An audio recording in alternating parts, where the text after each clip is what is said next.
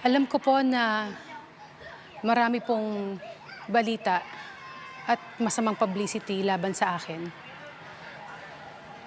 Hindi ko po itinatanggi na ako po ay nagtrabaho sa Japan. Ngunit malinis, disente, at may pagmamalaki ko po ang aking naging trabaho doon.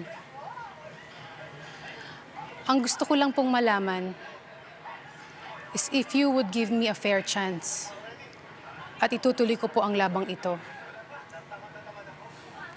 At kung sa tingin po ninyo na hindi ako karapat-dapat, ay irerespeto ko po ang inyong desisyon.